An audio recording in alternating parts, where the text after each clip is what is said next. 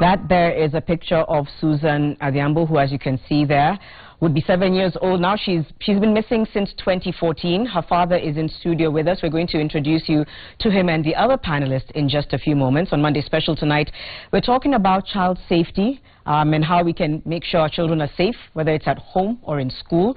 We'll also touch on abuse, because that's a whole other major concern when it comes to the welfare of children.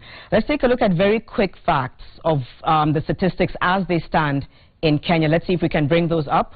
First of all, the Child Helpline has reported 627 cases of child abuse in June.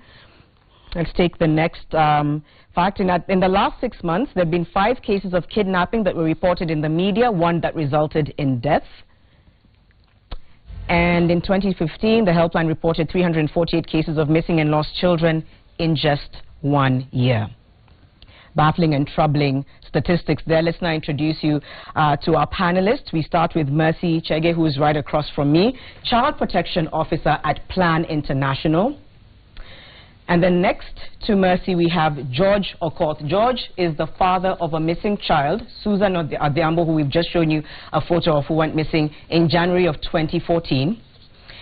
And finally, we have Silas Kirinya, who is a counseling psychologist. Thank you all so much for being with us here on Monday Special. And of course, we're really sorry to you, George, for what you and your family must be going through. Our prayers are with you. I'll come and speak to you in just a few moments about the case of what happened to your daughter. Okay. Let me start with you, Mercy. An overview, though, because this is really very closely related to child abuse. Yeah. Very quickly, what is child abuse? How do you define it? I think simply we can define child abuse as violation of the rights of the child. Very simply. Yeah. When those who are supposed to protect the children fail to do so and instead abuse them or do something that is wrong and against their rights. We're seeing staggering numbers in Kenya. I know that there's an argument that it's because there are more cases being reported. But in your view, is there a major concern with regards to the number of cases of abuse rising in Kenya against children? I would say so, and maybe, Janet, just to say that it's not only in Kenya. In the morning I just ran into some details that UNICEF has released the 2016 document on the status of the world children, and I think everywhere the statistics are just as scaring. And one of the things that scared me is that out of every 10 girls in the world, 5 are usually sexually abused before the age of 18. Oh. That is worldwide. And it's not just in Kenya that this is worrying. We can say that it is because of the awareness. There are more people, there are more organizations, there are more governments now talking about child abuse. But also we can say that the abuse, the trends are changing. The child online safety is a major issue.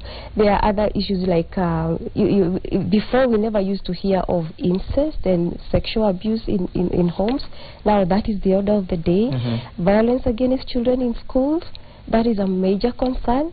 And the Department of Children's Services last year released a report that was done in 2010 by UNICEF and the department. And 78% of all the abuses that happen to children are happening in our schools. In schools. Yeah. So that's a huge red flag, just in terms of safety of children in schools. Yeah.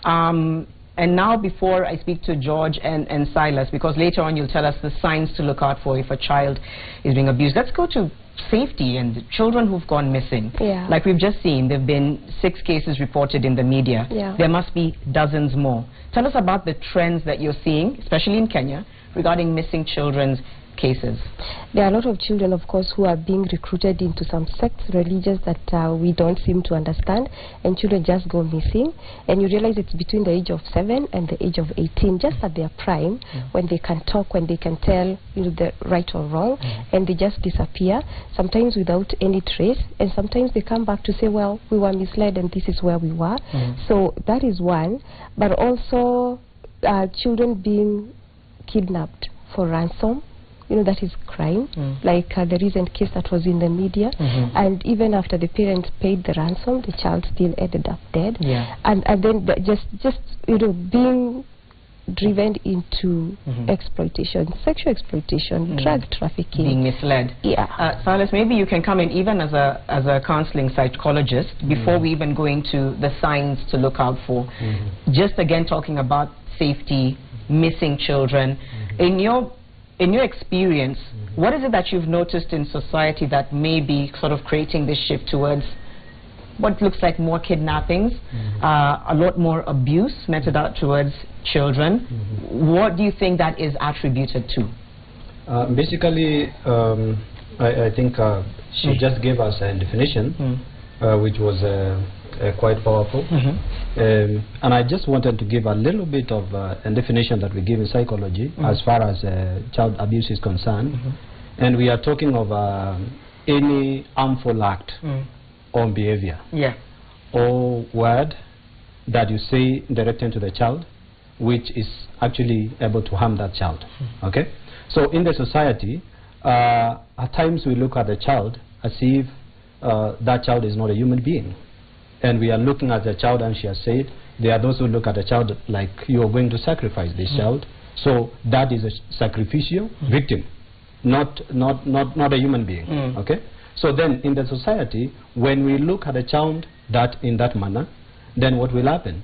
Every person who is into those chaotic worship, they will just come and take our children. And once they take our children, they will go and sacrifice. Yeah, but are you seeing the trend becoming worse? Are you seeing an increasing trend just in terms of the kidnappings and the lack of safety around children? That's the reality. And I think also part of it is contributed by lack of knowledge. Okay. We don't have the knowledge. There's a lot of ignorance in the society. Okay, in terms of what to look out for and how to... And we'll come to that.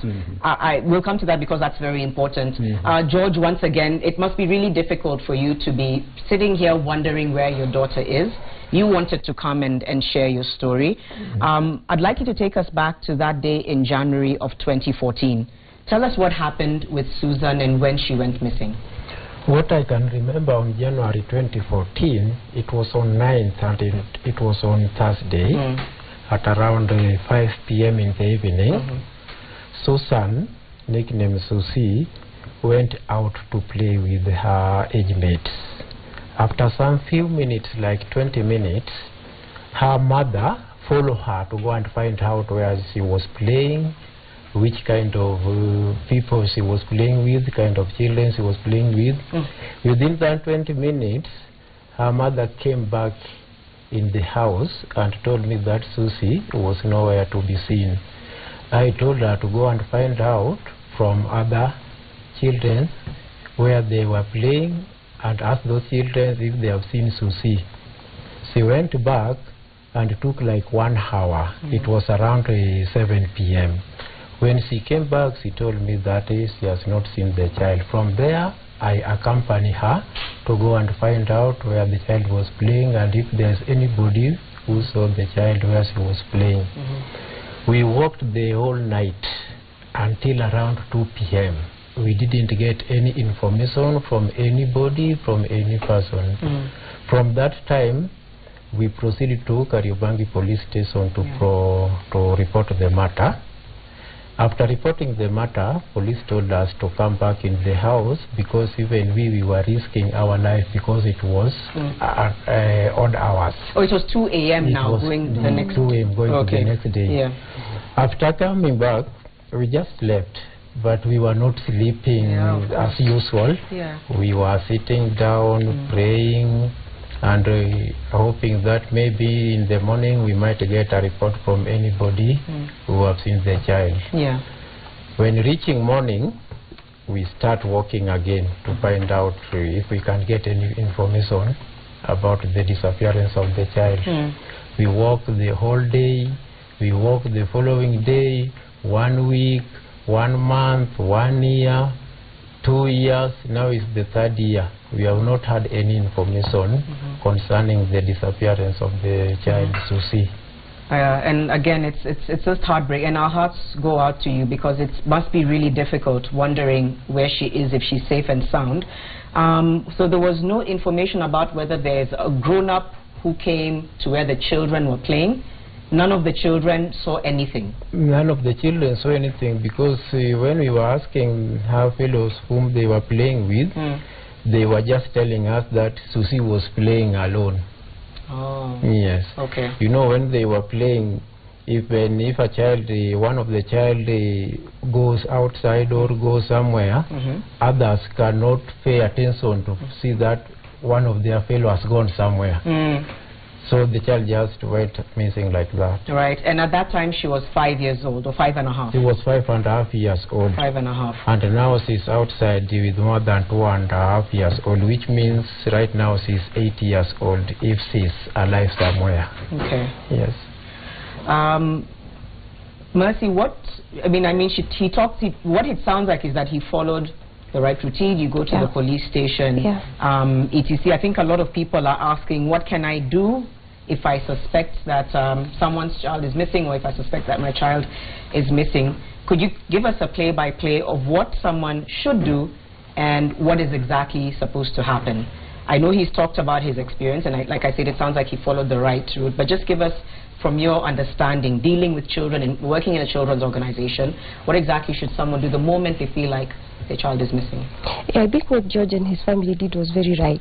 You report to the police station, because you need to know, someone needs to know that something is not okay. So even as you start searching, the police station should be one place you go. Every person who comes across a lost child will probably go to the police station first. So I think that was the right thing to do.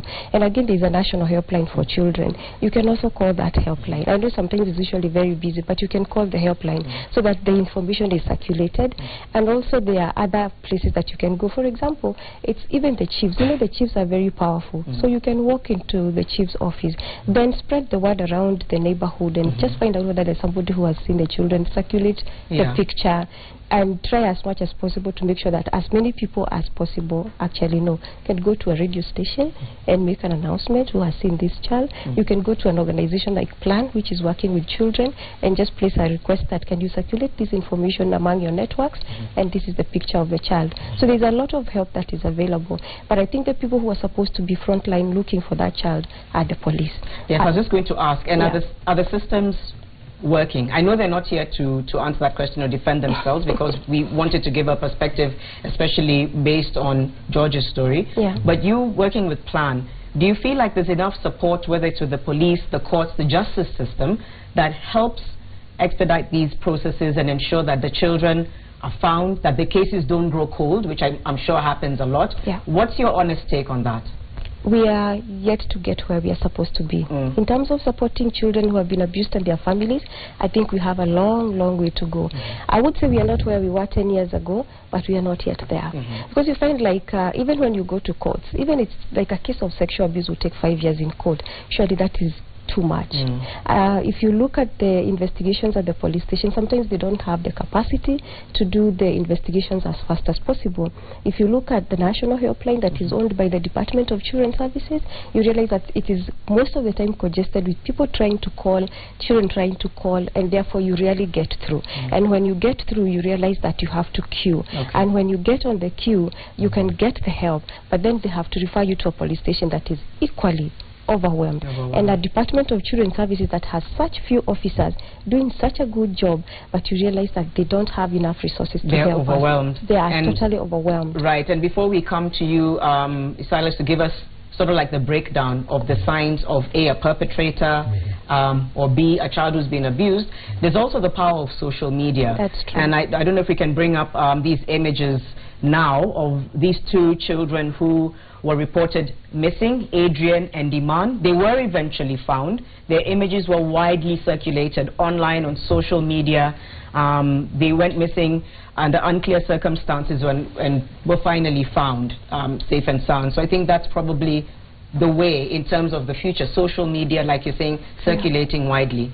And we need to understand the profile of the people who are involved, the perpetrators who are sort of linked to abuse, to kidnappings, and at the worst case, killing of children. What sort of profiles are we looking at? Because a lot of the time these people are known to the children, right?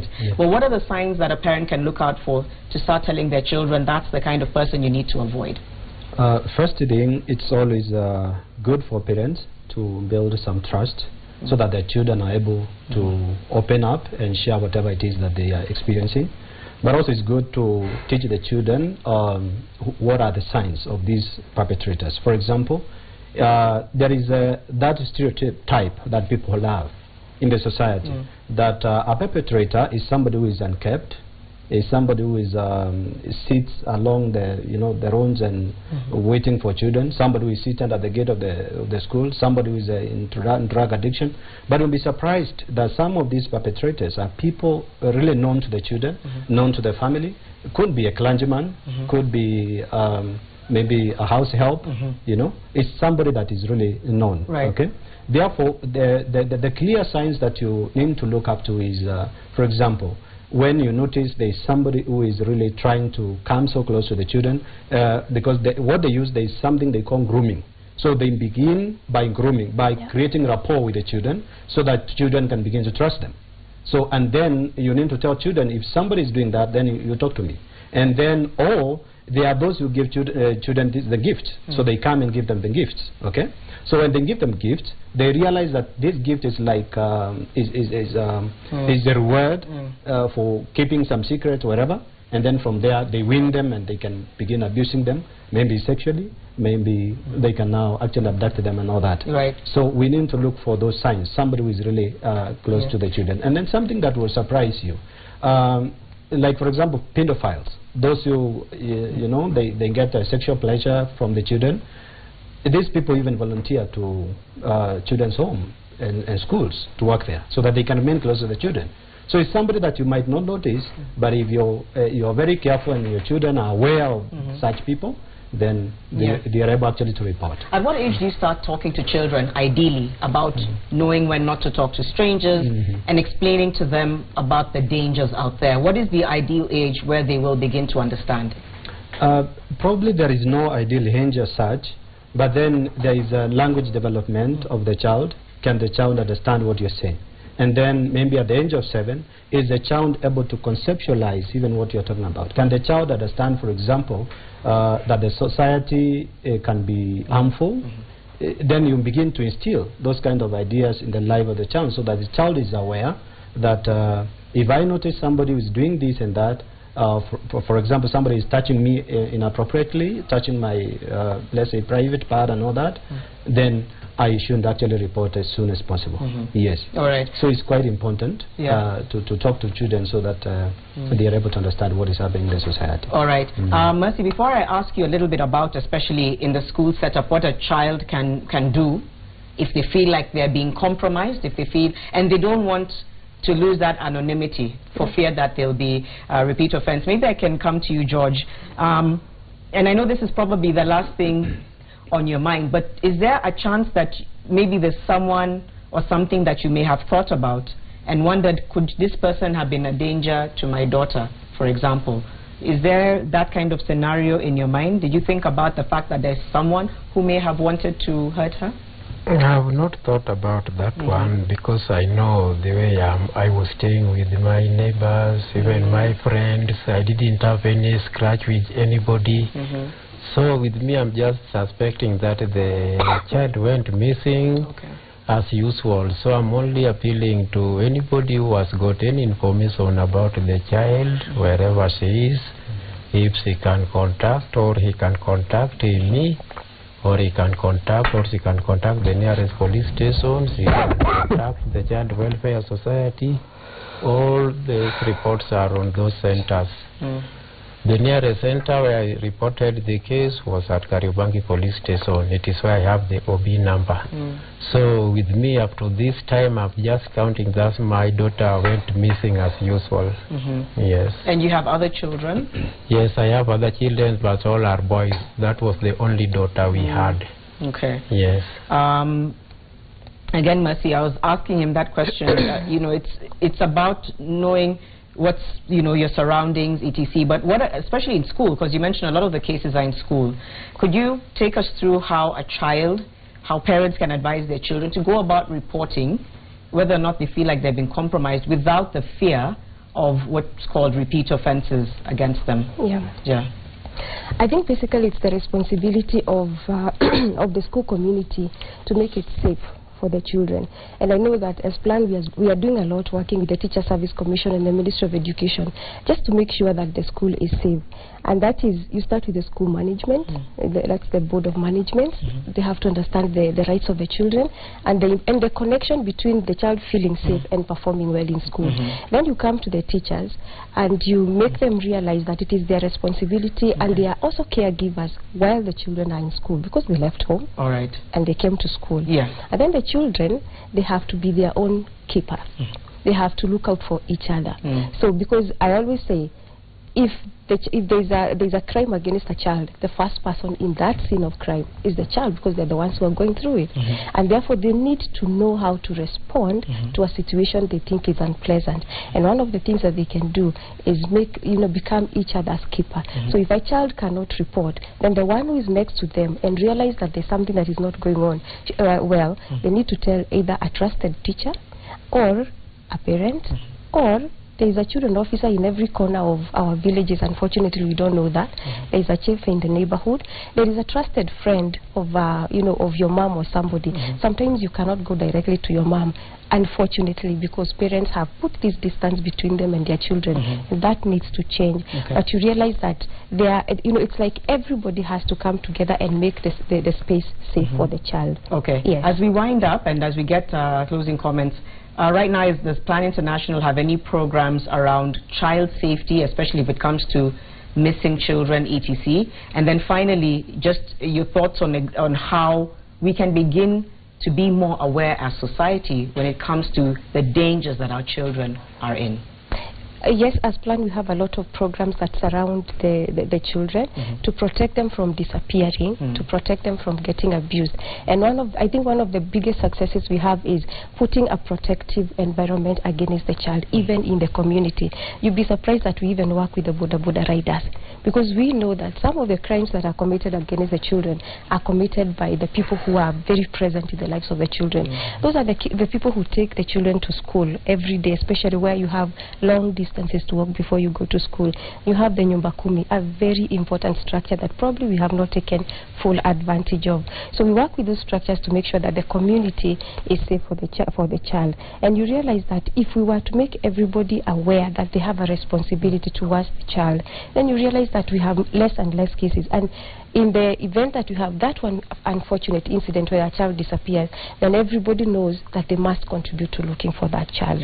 So for us, we focus on all crimes against children and all violence of the rights of the children, including the children who are missing. But I think more than that, we try to create such a protective, community-based child protection mechanism. So probably something that a lot of people can adopt. Where you are in your neighborhood, create that community to prevent these disappearances, so that there's a lot of vigilance around children who are playing, especially playing outside. So that seems to be a trend.